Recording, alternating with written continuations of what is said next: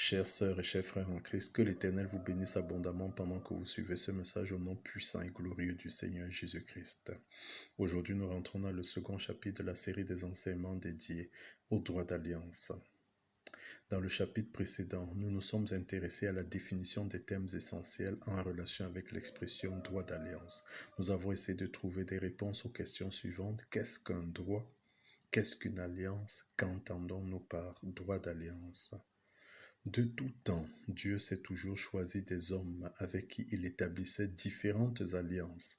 À titre d'illustration, nous avons l'alliance entre Dieu et Adam, précisée dans Genèse 2, du verset 15 au verset 17, l'alliance entre Dieu et Noé, Genèse chapitre 9, du verset 8 au verset 13, l'alliance entre Dieu et Abraham, Genèse 17, 1 à 8, l'alliance entre Dieu et son peuple, les Israélites, Exode 19 et puis Exode 20, et l'alliance entre Dieu et David, précisée dans le psaume 89 au verset 1 et puis 2 Samuel 23 au verset 5.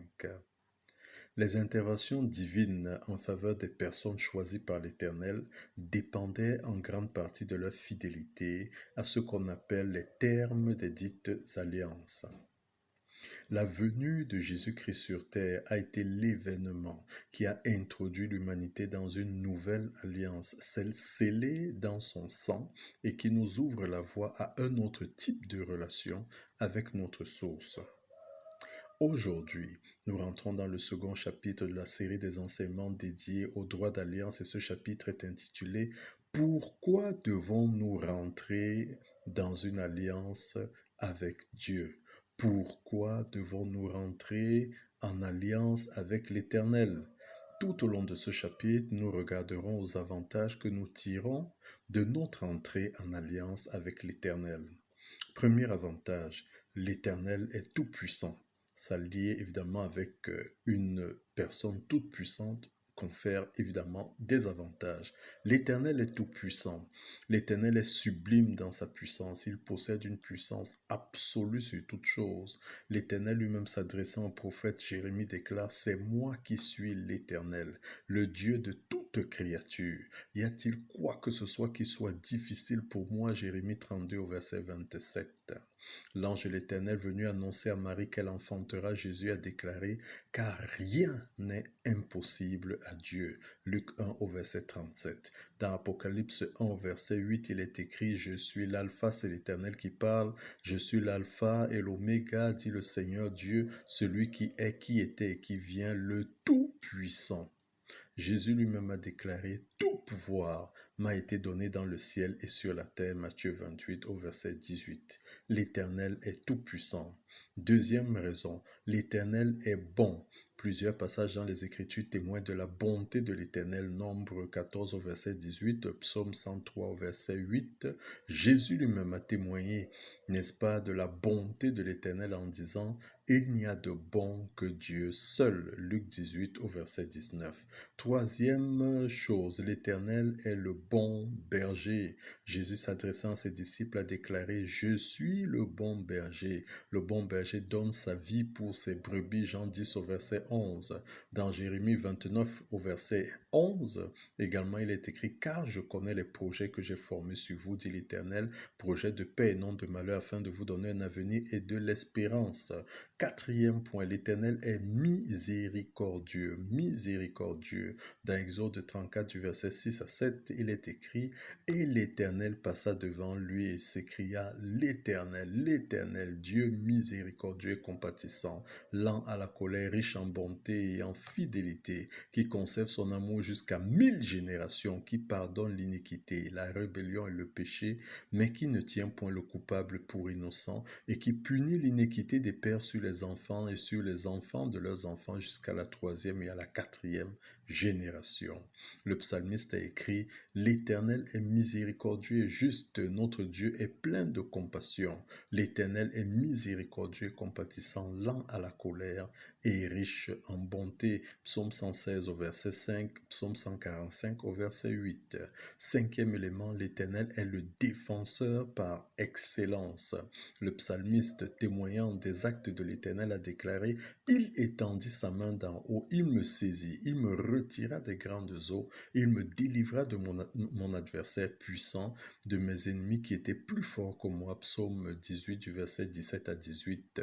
Le psalmiste, témoignant des qualités de l'Éternel, déclare: « Mon bienfaiteur, ma forteresse, ma haute retraite et mon libérateur, mon bouclier, celui qui est mon refuge et qui m'assujettit mon peuple. » Psaume 144 au verset 2. Le psalmiste présente l'Éternel comme étant le Père des orphelins, le défenseur des veuves. Psaume 68 au verset 6.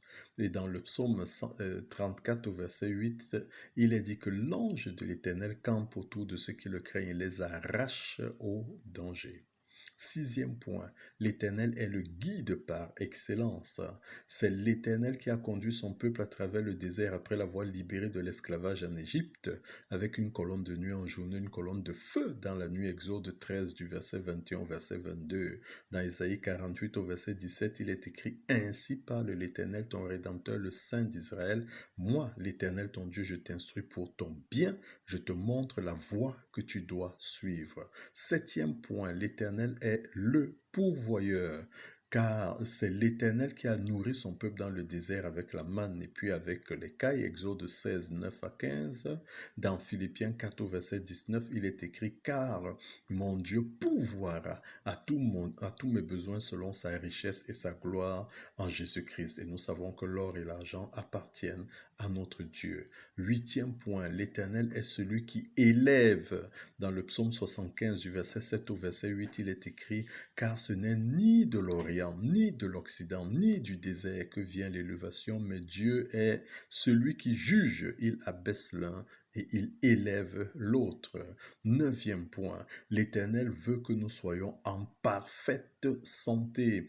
L'Éternel a à cœur que nous soyons en parfaite santé. Dans 3 Jean 2, il est écrit: « Bien-aimé, je souhaite que tu prospères à tous égards et sois en bonne santé comme prospère l'état de ton âme. » Jésus-Christ a obtenu notre guérison de toute maladie et affliction à travers ses meurtrissures. En effet, dans Isaïe 53, verset 5, il est écrit: « Et c'est par ces meurtrissures que nous sommes guéris. » Dixième point, l'Éternel est celui qui donne la victoire. Les Écritures nous apprennent que la victoire appartient toujours à l'Éternel. Dans sa confrontation avec Goliath, David a déclaré: « Et toute cette multitude saura que ce n'est ni par l'épée ni par la lance que l'Éternel sauve, car la victoire appartient à l'Éternel et il vous livre entre nos mains. » 1 Samuel 17 au verset 47. Si nous allons dans 1 Jean 5, 4, ce verset célèbre parce que tout ce qui est né de Dieu triomphe du monde et la victoire qui triomphe du monde, c'est notre foi. 11e point, l'Éternel est amour et son amour est infini. Dieu est amour, 1 Jean 4 au verset 8. Dans le livre de Jean chapitre 3 au verset 16, il est écrit: « Car Dieu a tant aimé le monde qu'il a donné son Fils, afin que quiconque croit en lui ne périsse point, mais qu'il ait la vie éternelle. » Dans Romains 5 au verset 8, il est écrit: « Mais Dieu prouve son amour envers nous en ce que, lorsque nous étions encore pécheurs, Christ est mort pour nous. » Jésus lui-même a déclaré: « Il n'y a pas de plus grand amour que de donner sa vie pour ceux qu'on aime, donner sa vie pour ses amis. » Jean 15 au verset 13. D'un autre côté, le diable n'est qu'un accusateur. Si nous regardons à ce qu'a déclaré le prophète Zacharie, il a dit: « Il me fit voir Josué, le souverain sacrificateur, debout devant l'ange de l'Éternel, et Satan qui se tenait à sa droite pour l'accuser. » Zacharie 3 au verset 1, effectivement, Satan n'est qu'un accusateur. Le diable est un menteur, un trompeur, un usurpateur. Genèse 3 du verset 4 au verset 5. Il est écrit: « Alors le serpent dit à la femme, le diable, vous ne mourrez point. » Pourquoi? Parce que Dieu leur avait dit: « Vous mangerez de tous les fruits du jardin, sauf du fruit de la connaissance, de l'arbre de la connaissance du bien et du mal, parce que le jour où vous en mangerez, vous mourrez. » Et le diable dit: « Vous ne mourrez point, mais Dieu sait que le jour où vous en mangerez, vos yeux s'ouvriront et que vous serez comme des dieux, connaissant le bien et le mal. Le père du mensonge, c'est le diable. C'est par ce mensonge que le diable a mené Adam et Ève à désobéir à l'Éternel. Jésus lui-même, parlant du diable, a dit, il est menteur et il est le père du mensonge. Jean 8 au verset 44. Le diable est un voleur, un tueur, un destructeur. Jésus lui-même a déclaré, le voleur ne vient que pour dérober, égorger, détruire. Moi, je suis venu pour que mes brebis aient la vie et qu'elles soient dans l'abondance. Jean 10, 10. Donc la mission du diable, c'est quoi? Voler, dérober, égorger et détruire. Le diable a été vaincu. Ça, c'est une très bonne nouvelle. Apocalypse 12 au verset 10, il est écrit « Et j'entendis dans le ciel une voix forte qui disait « Maintenant le salut est arrivé, la puissance et le règne de notre Dieu et l'autorité de son Christ, car il a été précipité l'accusateur de nos frères, celui qui les accusait devant notre Dieu jour et nuit. Que l'Éternel ouvre notre entendement pour que nous puissions comprendre nos droits d'alliance et accomplir ce qui relève de notre responsabilité pour jouir pleinement de toutes les bénédictions qu'il a préparées pour nous au nom puissant et glorieux du Seigneur Jésus-Christ. Excellente journée.